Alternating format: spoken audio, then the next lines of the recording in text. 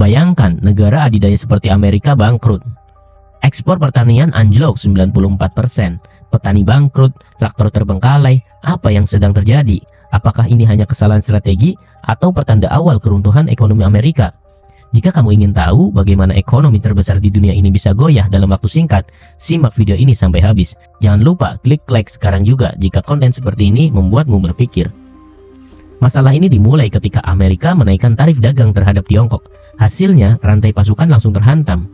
Ekspor sorghum Amerika ke Tiongkok anjlok sebesar 94,4% hanya dalam waktu 2 bulan saja. Dan ini bukan sekedar angka, ini perubahan permanen dalam rantai pasokan global. Pelabuhan Oakland, gerbang utama ekspor pertanian Amerika, mengalami penurunan pengiriman almond dan susu hingga 40%.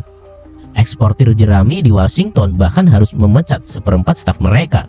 Ketika tarif balasan dari Tiongkok mencapai 125%, produk Amerika tak lagi kompetitif. Apakah ini pertanda Amerika akan kehilangan dominasinya di pasar global? Dampaknya terasa hingga ke petani kecil. Petani jagung di Iowa tetap menanam, meski tahu mereka akan rugi. Di Kentucky, para petani dilema, panen atau biarkan hasil membusuk di ladang. Lebih dari 40% petani tidak lagi bisa menutup modal tanpa kontrak ekspor stabil. Dan biaya logistik terus meroket. Kapal terjebak tanpa tujuan, kontrak dibatalkan. Bantuan pemerintah hanya penambal sementara yang tidak cukup untuk membuka kembali akses pasar atau memperbaiki reputasi. Apakah ini akhir dari masa kejayaan pertanian Amerika?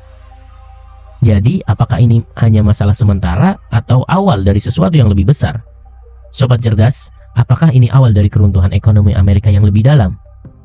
Tulis pendapatmu di kolom komentar, karena di channel Orang Cerdas setiap argumen, setiap analisa, dan setiap pikiran kritis dari sobat cerdas seperti kamu adalah bahan bakar untuk diskusi yang bermutu. Karena ingat, orang biasa mungkin cuma menonton, tapi sobat cerdas berani berpikir dan bersuara. Sampai jumpa di video selanjutnya.